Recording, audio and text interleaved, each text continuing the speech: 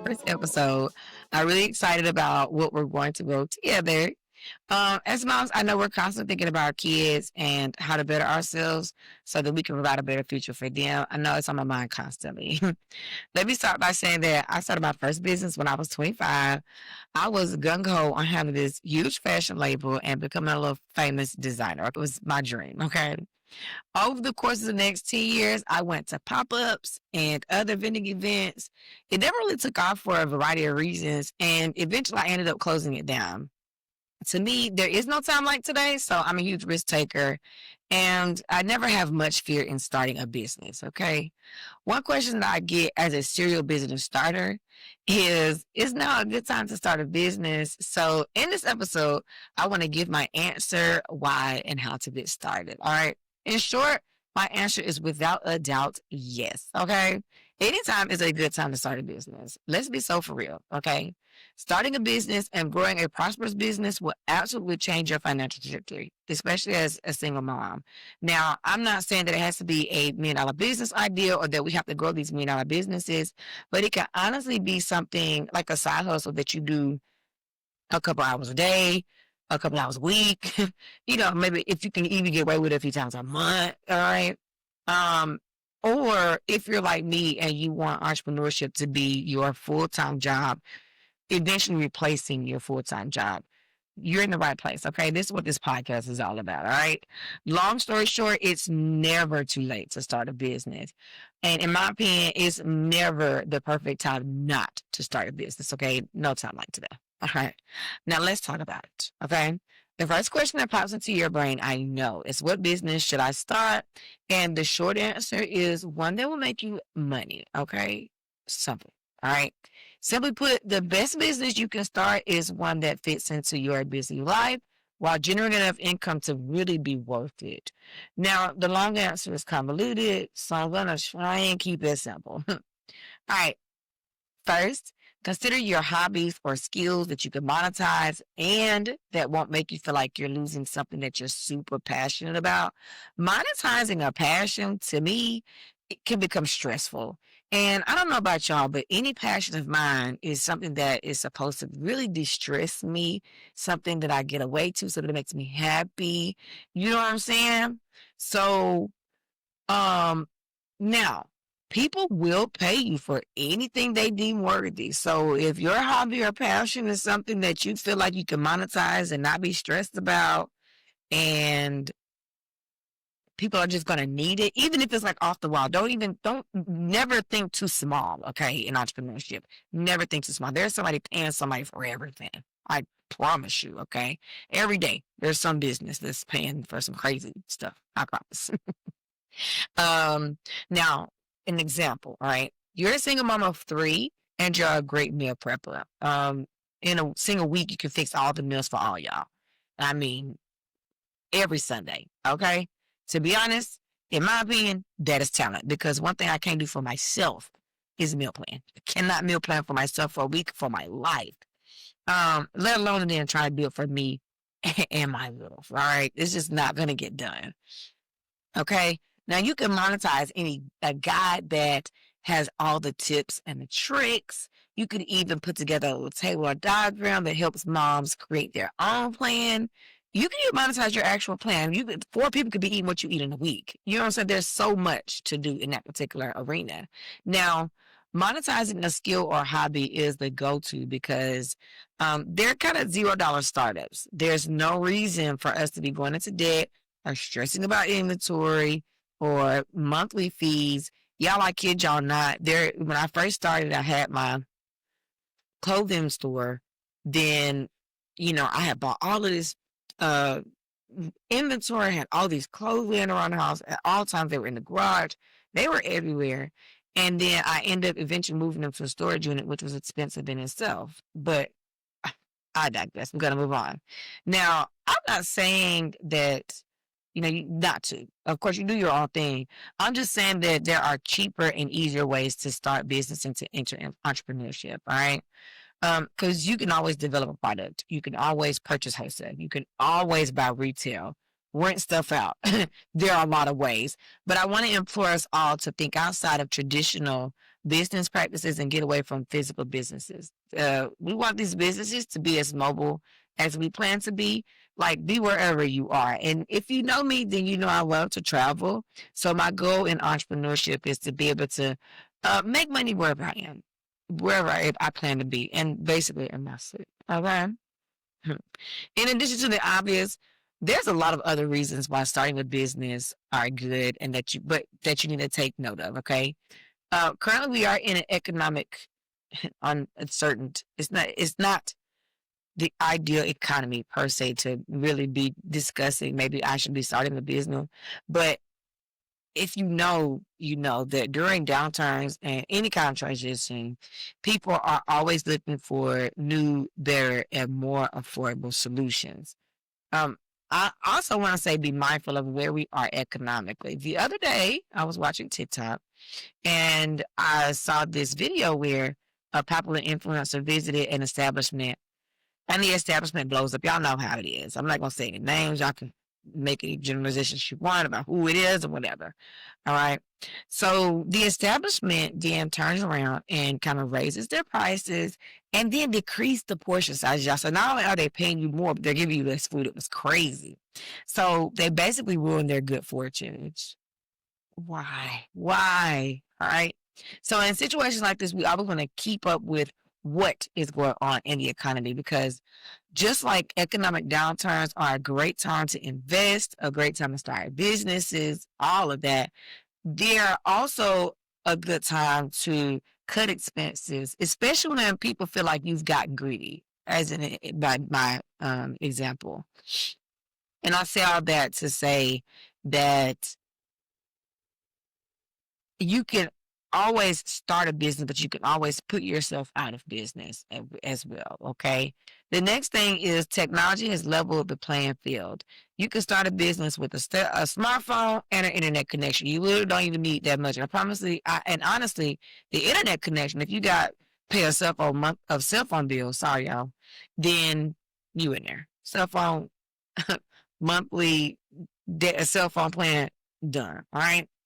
It's also a low startup cost. So if you use a hobby or a skill and you're doing extra work on the side, you're selling digital products, you've opened a service-based business, even social media marketing, some of these are zero costs. And if not zero cost, very low cost to get in. People are also more open to small businesses. There's a huge support small movement happening right now where these folks are just trying to stick it to the man, okay? There's no time like today to bring in some extra income by offering similar or better quality at a cheaper price and have the luxury of qualifying as a small business, okay? And the last thing, you don't need to quit your job to start a business. I am doing this podcast outside of my children asleep, okay?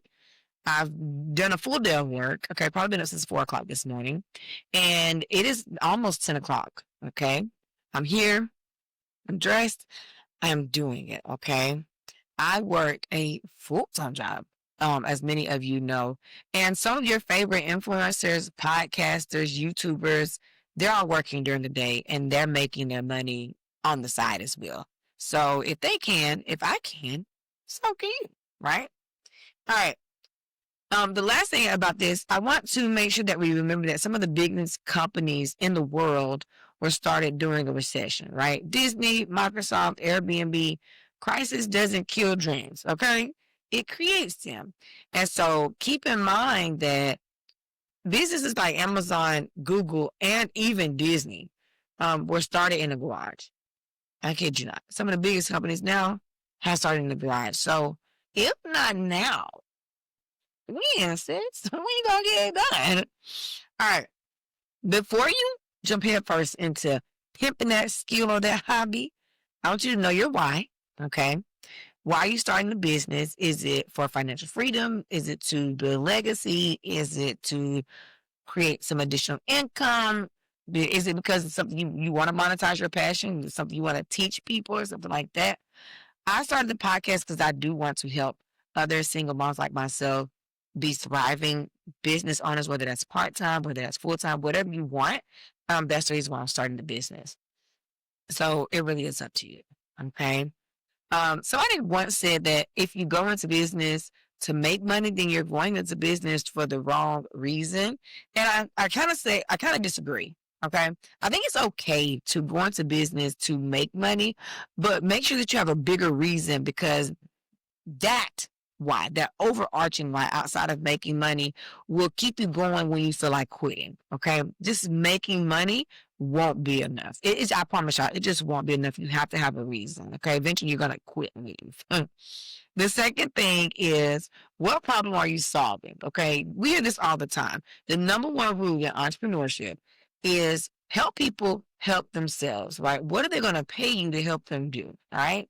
You got to be able to justify why they would pay you. Why are you making their life easy? What are you taking off their shoulders? What are you, how are you enhancing their current life or their business, or whatever the case may be?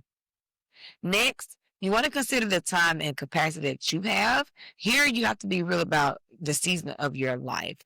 I want us to also start where we are, okay? Not where you wish to be, okay? Or where you wish you were. It you want to make sure that you can set aside an appropriate amount of time to dedicate to your business. And by appropriate, I mean, if you set a couple of goals for your days, weeks, and months, then you are sure that you put time aside to complete those tasks. We ain't trying to stress y'all.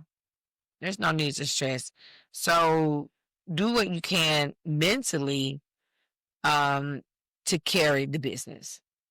However that, whatever that looks like, right? As I'm saying, I'm doing this in my kids are asleep. It's late. I'm doing this on like a Friday because I know tomorrow I have very little to do. I can take a nap, whatever the case may be. So you have to be honest with yourself about what you can do and what you can take on in entrepreneurship and as a single mom. I'm not even gonna lie to y'all. All right. Um, the next thing, and it's kind of tricky because it's like a negative, right? Are you mentally ready for trial and error? Are you ready for those no's? Okay. Are you ready to mess up the entire thing and start all over? Because sometimes it takes that. You won't have it all figured out from day one. And honestly, that is okay. This is, we'll take classes, you'll read books, you'll watch videos, you'll do all of that. And the goal is to better your business, but we can't start at the top, right? This is where I say just start. I think a lot of us get caught up in like when I should start and what to do, or how to do. And the ultimate thing is we can't wait on perfection. Okay. You'll wait forever. You will literally wait forever. So if the logo isn't what you want at this time, or the website doesn't look like you want it at this time, all that is okay. Okay. There's time to change the logo once the business can afford a graphic designer.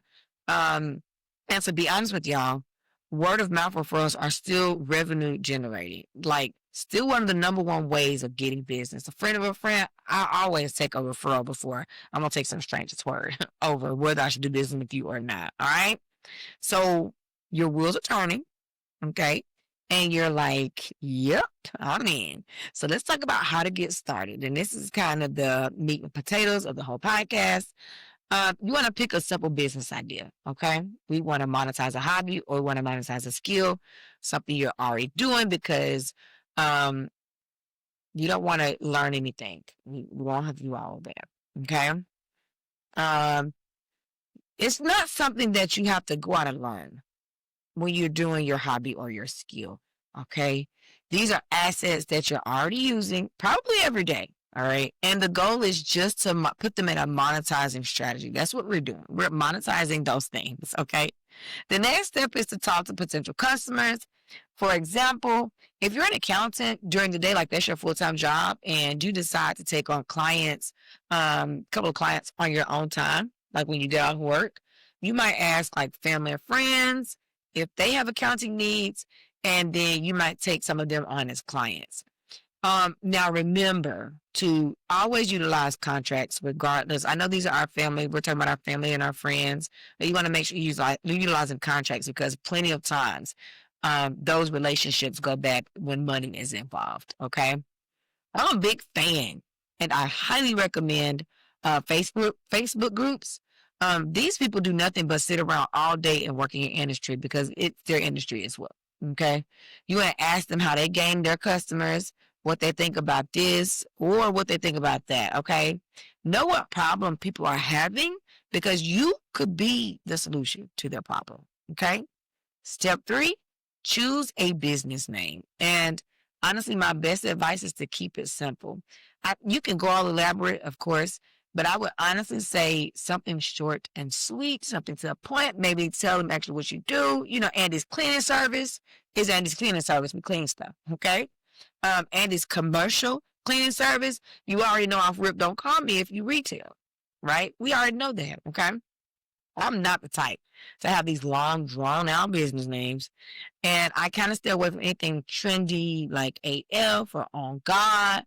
These things won't stand the test of time, and rebranding may ultimately be an unnecessary expense later on down the road. Now, again, I'm not saying no. Okay. You do what you want. And I'm not saying that you won't rebrand later on down the road anyway. But up front, the less we have to do, the better. Okay. Then you want to make sure that you get your emails, your email address, social media handles. I'd even get a phone number if you haven't already. And y'all, all this stuff is free, 99. Okay. It's free.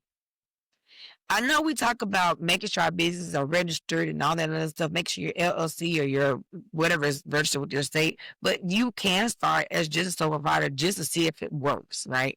Now, if you like me, you're just gonna go right on ahead, go to the Georgia Secretary of State website and go ahead and pay their $100 and start your business. I'm not against that either. But anyway, I digress. Other stuff like your graphic design website, AI, all of that can help with social media marketing and creating your graphics. So if you want to do your graphic design, I'm not going to name the one that I currently use. I'm not plugging nobody, but your graphic design website that you log into, you want to pay your little $12.99 a month, whatever the case it is. Go ahead and do that if you can financially afford it. Honestly, my advice is don't do any of these things so you can afford them. These places have free accounts that you can use up front, so that you don't have to not paying that costly fee. But if you can afford it, sis, go ahead. Who am I? Right? The next thing you want to do is set up your systems. And this, even if they're basic, just have something in place. You want to decide on your booking software if it's necessary. So if you're doing hair and you want to create a booking website for that, do that. Figure out your data and analytics. That's with your social media. That's with your Etsy. That's with whatever it is. Okay. Another thing that I would also use is some sort of contact form, like a Google or Microsoft form. And you can link these right in your Instagram. They can Instagram right to a Microsoft form, the form points to your email, whatever. These help with automation. Okay. And I do talk about this in another episode. So come on back. Come on back. But basically, contact forms are a way to collect data from your customer so that when you eventually do get to speak with them, you can create a more tailored experience. You can create a more tailored estimate, all these good things. They're telling you less on the phone because the goal is to get them to say yes to having us there for their business. Step 5, do one thing at a time. Okay. You're going to want to start with all these things. You can just start one product. Okay. When we're new, we get so caught up in having all the things, 10, 20, 30 products. We want to look as established as possible. And we kind of feel like all the products help. But in the end, it can cause you to lose focus and get lost and become overwhelmed. And I mean quickly. Okay. So offer that one service, the one thing that you really do well. Okay. Take on just one client. You don't need 6 clients up front. Okay. We're just started. We're getting our feet wet, y'all. Okay. You could offer just that one product. Okay. You done sold 10 of them dresses. Sell 10 more. And then when you got the 10, then add another product or service or whatever the case may be. Once you have mastered that and people know that you do that really well, then add something else. All right. What this does is it helps us take it. So like I said, get our feet wet. Okay. And this especially works if this is your first time in entrepreneurship. Um, Step 6, okay? Tell people what you do. Tell people what you're selling. Okay. Don't just think because you started your social media or you published your website, people gonna find you. They're not gonna find you. Don't be shy. Let people know that you have started and would love to have some support. Child, these people they right in your circle. They're right in your circle right now. And they want to help. They want to support you whatever way they can. And they want to refer you to their friends, especially when they know you good. Okay. See what I'm saying?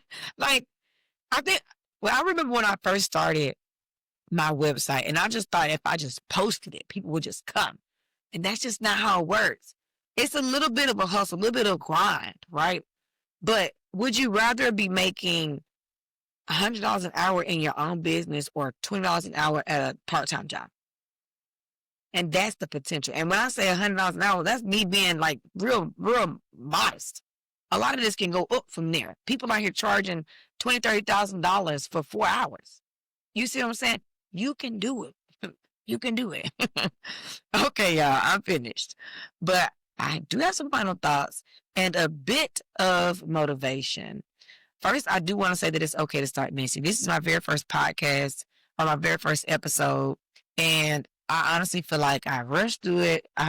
It's messy. It's going to be messy in the beginning. Okay. We are not chasing perfection. I cannot stress that enough. It's honestly going to delay everything. Okay. This can be great for you. This can be great for your family, any of your potential clients. So just start. You'll always learn on how to make your business better, how to pull in more profit, how to venture out, all these things. You'll learn these things if that's what you want for your business. Okay. You don't need all the answers.